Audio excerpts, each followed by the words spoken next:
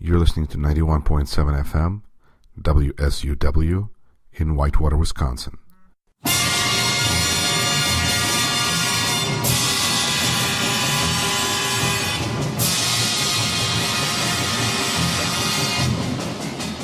You're listening to WSUW 91.7 FM, The Edge in Whitewater, Wisconsin. This is Yuri Rashkin, and we're continuing with Rashkin Report. Today's guest is VASILY GATOV, a senior fellow at USC Annenberg Center, and a man who's done many different things in media in Russia before coming to America, and I'm excited to have you here to share your expertise. And specifically, Vasily, I would like to begin by discussing an article that you penned recently on Cambridge Analytics, and we can go from there. But since the elections, really, there's always the next election because this is America. And what do you think about a company such as Cambridge Analytica? Are they capable of disrupting the system to the point that what people and voters do doesn't even matter anymore? Or how do they fit into this process? Are they trying to make more of themselves than there really is? What is your take at them? I would say first of all, good day, and I would say that there are several questions mixed together in this. It's not Cambridge Analytica that spoils elections, and Cambridge Analytica here is not a particular company, but any type of the company that pretends it can manipulate public opinion using not commonly known internet or social algorithm. And pretend already tells me of your take, that they pretend. No, pretend only means that we do not have a measurement for that. Everything what is believed to be an effect, but is not measured, is not an effect. It's not scientifically proven. Or practically proven. And also when we think about such proceedings, such long events like presidential elections, we're speaking about a multitude of factors that affect the outcome of elections, of voting, of which things that we may call digital manipulation is the very last one to speak about. First of all, it's a personality and the message that wins the election. Second, it's the quality of work of offline spin doctors and propagandists who develop this message, adapt it to particular audiences, and blah, blah, blah, and everything what is done during the campaign. And only on the third, and I don't think we have any proof that this is a decisive part, only on the third level of discussion we may speak about additional instruments, additional tools that are used in the digital domain where a lot of people, but not all of people, now exist, or consume news or develop therapy. Sure, but if you have a close election, then those tertiary tools become quite important, don't you feel? I don't feel so, and it is not logically proven. Well, let's put it this way. I mean, since 2016, we have an extreme interest to the question of elections sway in a very highly polarized picture. Sure. But where do you find this picture? Obama victory margin in 2008 was, if my memory kind of keeps me fine, it was about 11%. It was about 6% in 2004. So depolarization, of course, exists, but number of people you need to affect is much larger than 60,000 disgruntled voters in Wisconsin and Pennsylvania. It's much larger. It's like millions. And in order to affect millions, your pressure, your information delivery to them should far exceed. I mean, like, I don't know, one thing is to launch a missile as such, and second is to send missile to Mars. So in order to sway millions and millions and millions of people from voting for a Democratic agenda to a Republican agenda, you need to launch a rocket to Mars rather than just launch a rocket.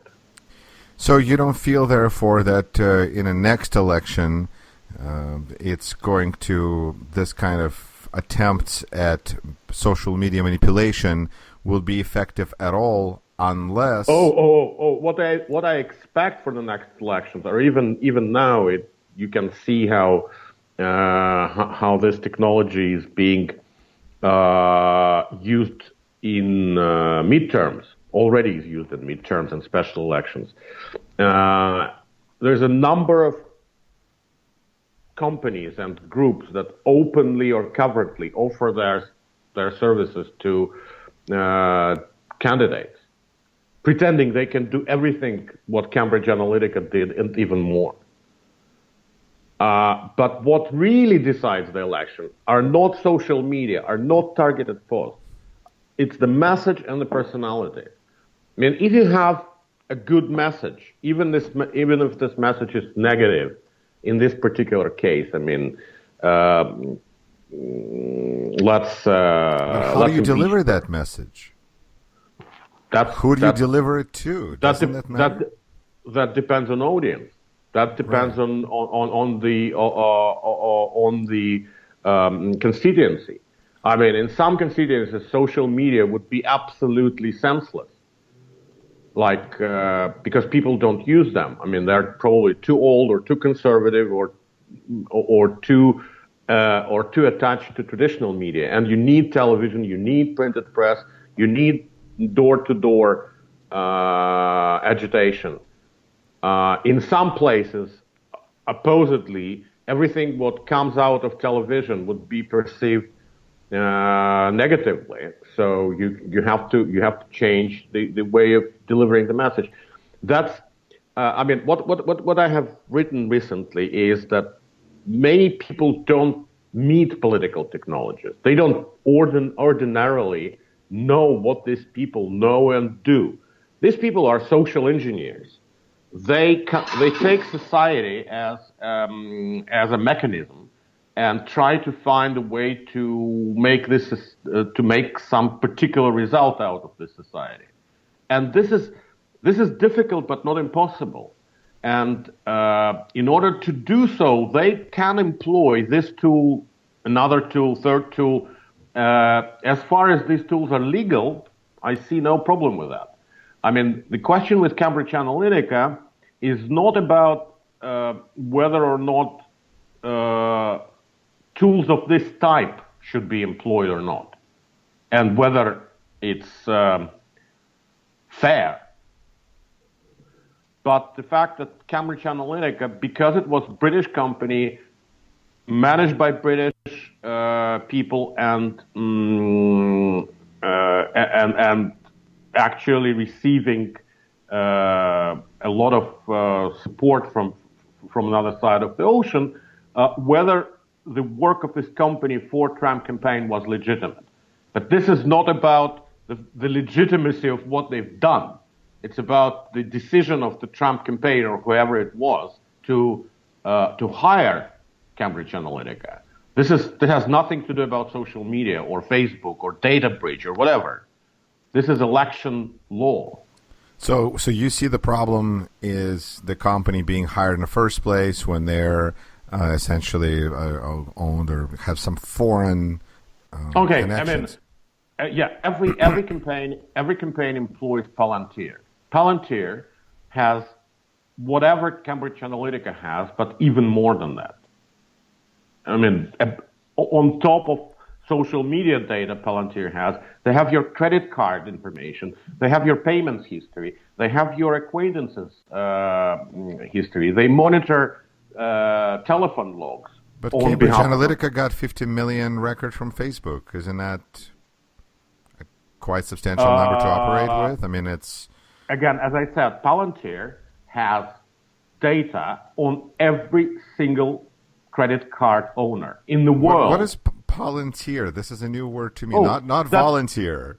That's a great thing. I mean, it's a company founded by one of the PayPal gang members and funded by Peter Thiel. And the idea is that using matching between social profiles, cell phone data, and financial transactions, they can provide a necessary intelligence to government and commercial organizations to do exactly what Cambridge Analytica does, but in much wider profile. Palantir is one of the key suppliers of intelligence community, not only in the United States, but globally. One of the key tools in fighting terrorism, one of the key tools in providing artificial intelligence solutions to e-commerce. You don't know about that. I mean, okay, somebody told you about Cambridge Analytica being nefarious. I mean, just Google what Palantir is. Just Google what Crimson Hexagon is. Crimson Hexagon legally, on Facebook and Twitter permission, archives every single transaction that happens on social networks. They have all the profiles, not the 50 million profiles, all. Everything whatever was written on Facebook, even by people who deleted their accounts, is archived in Crimson Hexagon. Do politicians have access to this Crimson? No, not that I know about. But the fact is that these tools and the solutions built on these tools and the solution built that are built on the solutions of these tools are widely available. All right. If they're used legally, in legal manner, there is nothing bad about that. I mean, if you receive a direct mail to your home address, blank direct mail. I mean, you don't argue about that. You just throw it as a spam into your recycle bin. Absolutely. But if it's a personalized spam, which can come from so many different databases that are openly available.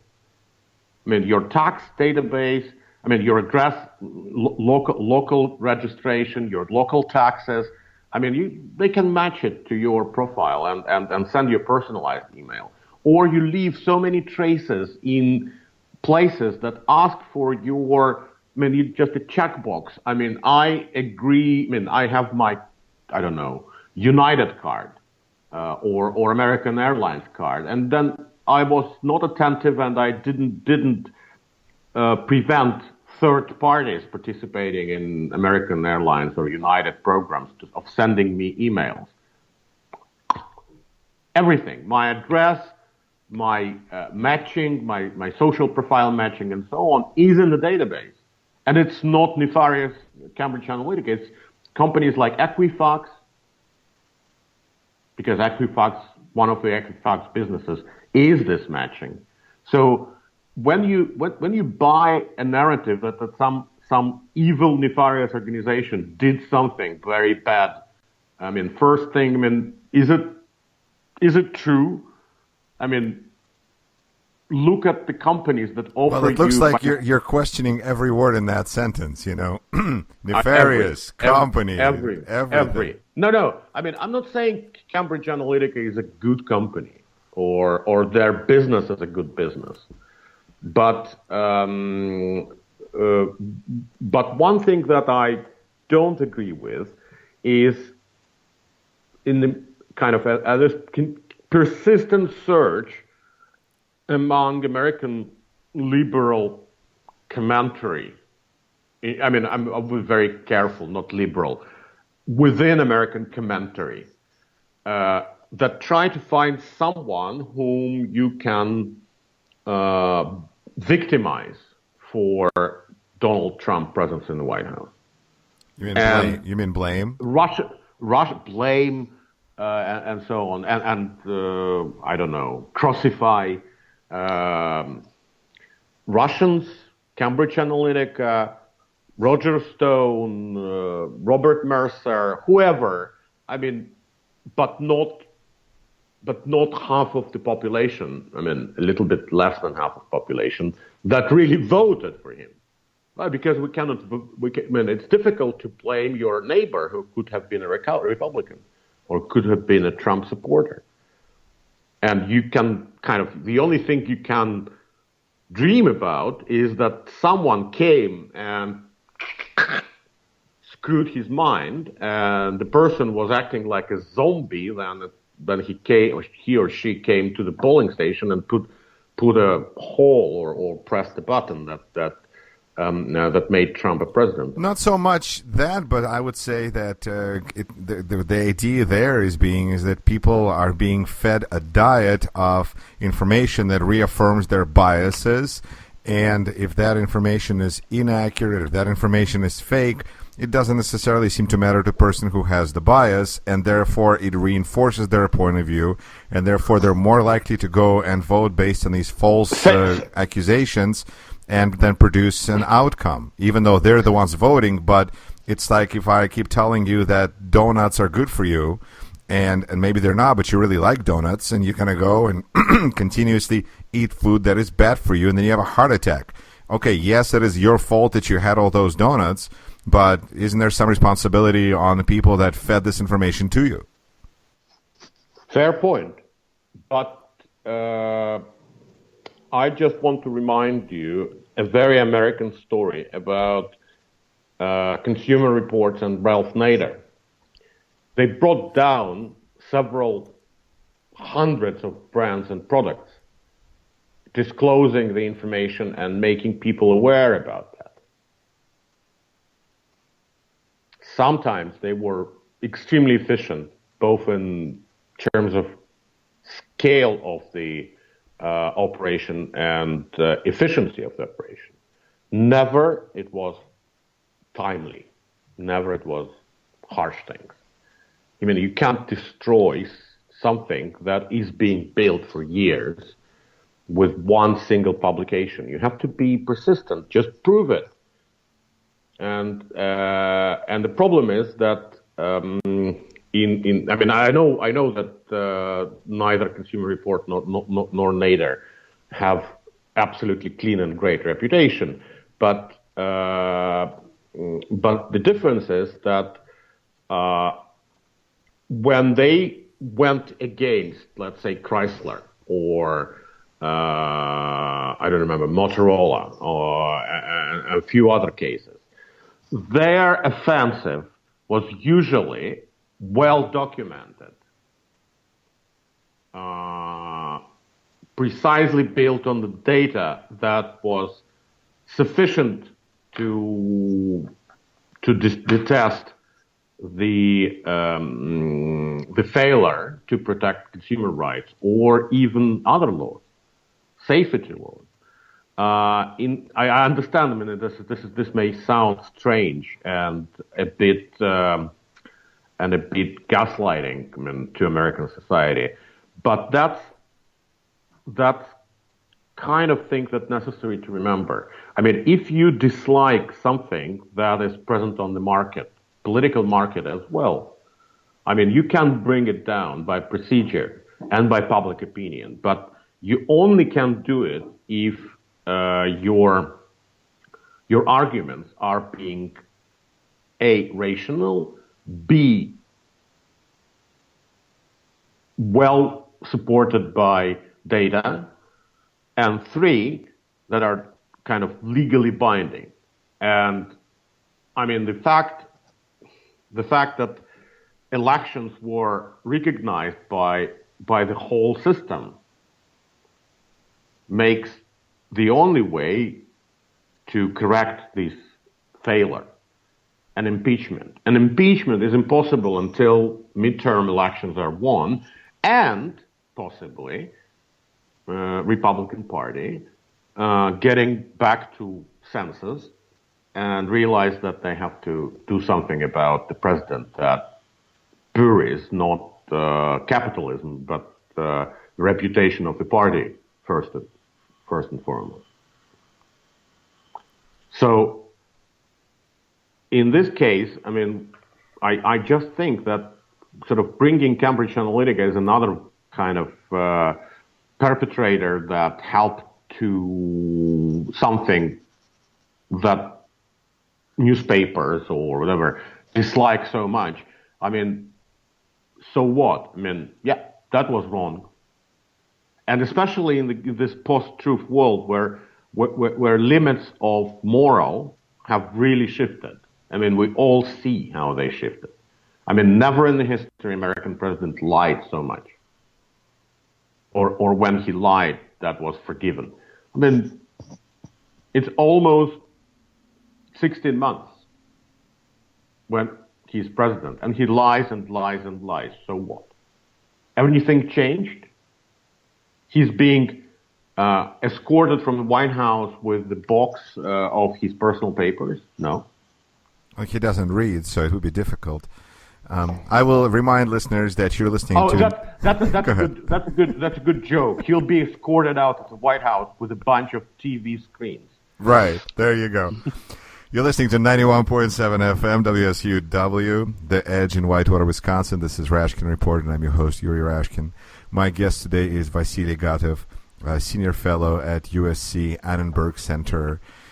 Vasily, so we're discussing Cambridge Analytica, and so I guess I'm trying to figure out the lesson in all of this, the lesson that you feel out of that story, or, you know, you're saying that we need to take, I guess, some personal responsibility for the fact that Donald Trump is president versus trying to assign responsibility to all these other actors.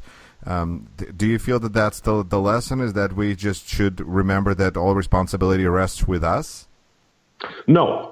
I think that there should be several conclusions drawn from the whole story of 2016 elections. First is that the machinery of the modern society that continues its transition from a kind of postmodern to post-postmodern, from the society where information played important but not primary role, to the society where information and exchange of information plays the only role, and all the rest is just servicing information exchange. That some of the things that determine our political systems, our education, I mean, much broader than just primary or secondary, our education about how things happen. I mean, about very common and banal things. And it should be reconsidered. I mean, today, most regulations in most countries in regard to elections have been drafted and adopted between 1776 and 1999, let's say. So that's the period where internet didn't exist. Yeah, okay. I mean, very few countries have adjusted their legislation since 2007, when Facebook emerged, or 2011 when Twitter emerged. So it's time to try to understand how this new systems, new underlying infrastructure of communication affect the election process from the very beginning, from the formulation of interest to the actual voting and manifestation of will of the people. It also, I think... But isn't looking at Cambridge Analytica an important part of that process? It is important part, but that's not Cambridge Analytica. It's Facebook that's important part, or Twitter, or Vkontakte, or whatever. I mean, it's not the people who use social network who should be regulated. It's social network that needs to self-regulate in order to prevent that things. This is what's happening at Facebook. I don't know about other, and Google. They started to work on these issues about 4 years ago, probably more. I mean, at least about 4 years ago, this process has surfaced.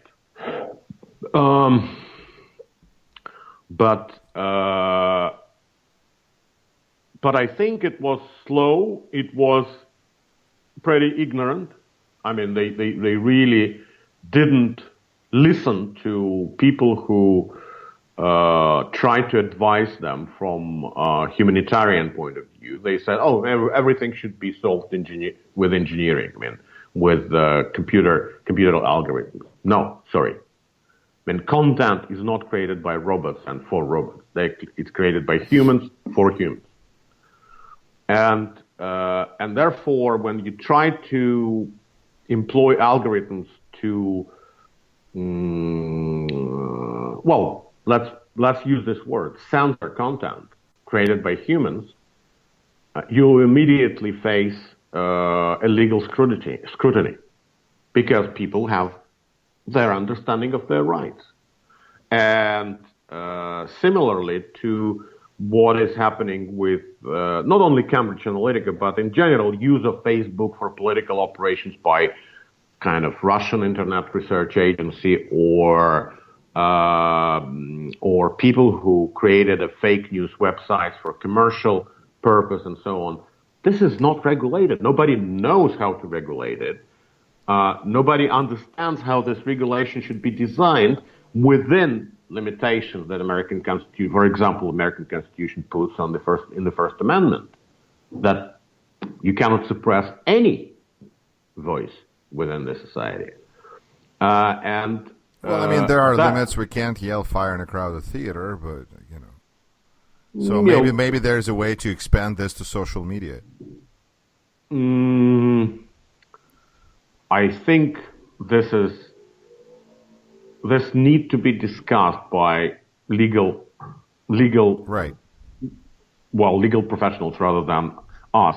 No, I think we can guide them to what they should be speaking about. But you're right. This is at least beyond my education and I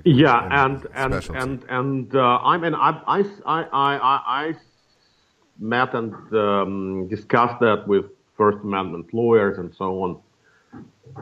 So far, in the current kind of legal environment in America, any suppression of anything on Facebook can be challenged in court.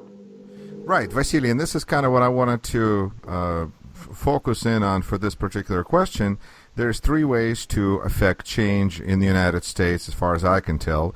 And one, it is by self-regulation, which is, it sounds like the approach you're supporting or promoting. Number two would be through legislation, and number three, through courts. And I think it's inevitable that we're going to have all three approaches in there somewhere, but self-regulation usually tries to, if the industry is smart, it will try to have self-regulation before lawsuits, before legislation is dropped on them from above, so to say. So you think that self-regulation would be the best way to approach this situation as well? I mean, I'm thinking to like Motion Picture Association of America that decided that they need to come up with their own ratings before the government comes out with some rating system for them. Is this kind of what you're hoping that social media is going to do, is to be proactive in self-regulation? Well,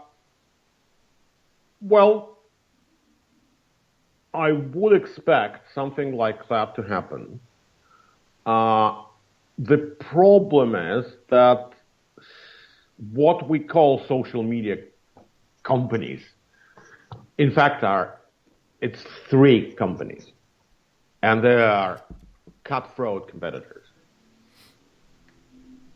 That's the problem. Otherwise, well, it's still not a monopoly. It's oligarchy, but it's not a monopoly. It's, I don't know how to say it. I know how to say duopoly, triopoly. In this particular case, we speak about like fiveopoly. I mean, about 5 companies that provide most of the services here, most of the information exchange, most of communication between people and brands and politicians and so on. They not only provide it, they also make money out of it. And similar to movie ratings, you're absolutely right about movie rating system. The social media industry needs to realize that they will be paying much more for not responding to this issue with their own self-regulation in terms of the loss of income or legal fines or whatever, if they just wait for government or states to intervene. Right. So, or courts. I just think that that this is a very important discussion, and it's even more important discussion than what to do with foreign hostile powers that try to get onto an American public discussion or whatever. Vasily, and that's kind of the last thing that I wanted to focus on in our conversation today, and I'll remind listeners one more time that you're listening to WSUW 91.7 FM, The Edge in Whitewater, Wisconsin. This is Rashkin Report.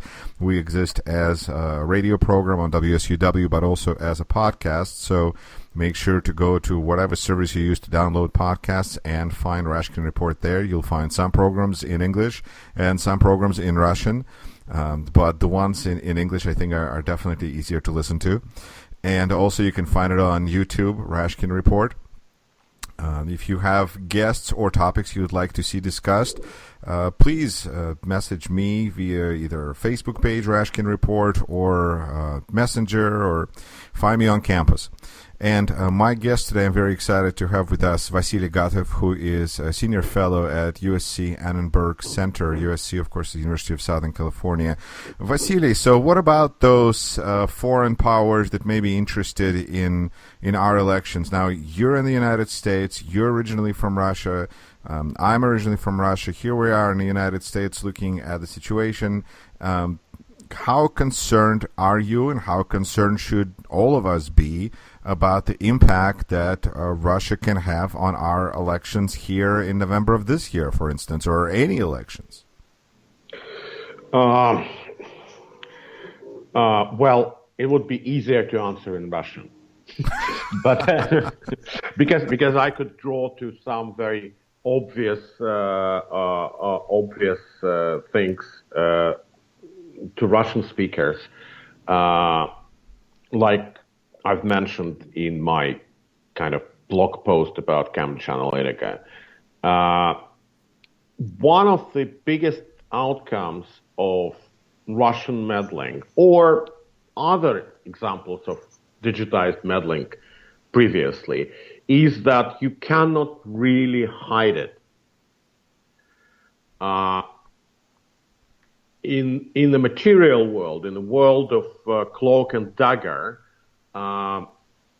it takes sometimes years, sometimes decades, sometimes centuries to find a material evidence of some other power interfering political life of the other one.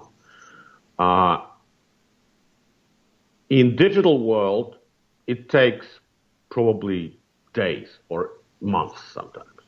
I mean, everything about Russian operatives trying to interfere in American political discourse, like Internet Research Agency convicted, who are now accused by special counsel Robert Mueller in doing so, or supposedly Russian hackers who broke into DNC servers and many other mailboxes, actually. They attempted to break into yours as well. Yes. Interestingly enough, they attempted to break in my university one few months later, which is interesting. I mean, how did you find out about that? I just received a letter asking me to provide a password. But unfortunately for them, I mean, they do not know how service letters in the university system look like. So they were attempting to make it look like USC was trying to get password information from you. Yeah, but that, well, I mean, one of the things you learn on the kind of closed circuit systems that when people from support address you, they do it in order for you to, well, believe it's them. And these letters are not very common. Well, anyway, I mean, it's interesting. Go ahead. Yeah, so I'll go into my direction. And again, I mean, this is clear that there were some attempts to meddle. There were some attempts to influence, to maintain influence and sow discord. To make people disgruntled in American democracy, election process, whatever. I mean, we don't really know exact goals that Russian compendium of Russian actors here, or supposedly Russian actors. But what will it take for it to stop? Do we have to bomb Kremlin? I mean, is there a simpler solution? That's no silver bullet thing. I mean, there are no silver bullet here. You cannot stop a government that has no public hinges. Right. I mean, Russian government has no public hinges at all from doing something improper. And there's no accountability whatsoever. Right. I'm not speaking even about accountability. I mean, okay, I mean, many authoritarian regimes have no accountability. Still, they behave themselves well on the global scene. I mean, Singapore is much more authoritarian state than Russia in terms of regulations and so on. I mean, nobody accuses Singapore in behaving wrong, and never actually accused. So I think the problem here is that, and there were several articles, and myself included on this issue, that this big shift I was speaking before, I mean, the shift in how societies are designed in the new digital era. What is the state in the digital era? How the state relates to personality or online personas? How the state should access and regulate online communities that could be much bigger than the state itself. I mean, Facebook is larger than any country in the world, including China and India. I mean, if we take Facebook as a citizenship, I mean, if you and I have Facebook accounts, we are Facebook citizens, not only customers. But does Facebook listen to us any more than Kremlin listens to Russians?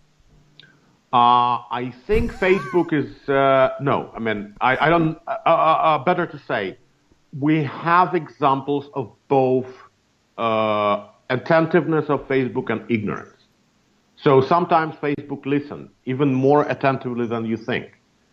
But the problem is that they listen to different things. They make judgments about you as a user, or you as a part of the American user pool, or you as a part of male user pool, or you as a part of the bearded man pool. Yeah, I mean, whatever. Based on the data they have, and you don't. So I'm a part of demographic. Absolutely. And possibly, I mean, if Facebook wanted to sway elections, as a company. They have much more capacity to do so, especially in the United States, far more than you can imagine. I mean, Mark Zuckerberg, or actually better to say Mark Zuckerberg's algorithm, is a deity to several generations of Americans. But he doesn't use that and probably will never use it. Similar can be said about Google. I'm not washing them from the failures that parts of this algorithm or parts of the capacities of this algorithm has been leaked intentionally or not to let's say bad players or these players acquired this on their own. But the thing is that the whole technology which you're using now is about 15 years old. I mean, max. I mean, all the people who created it are still alive. I mean, for example, for movable type, it took not only the whole life of Johannes Gutenberg, but another century to become not even ubiquitous, just widespread. In the end of 16th century, so 100 years after Gutenberg made his inventions, there were still countries that have no printed books whatsoever.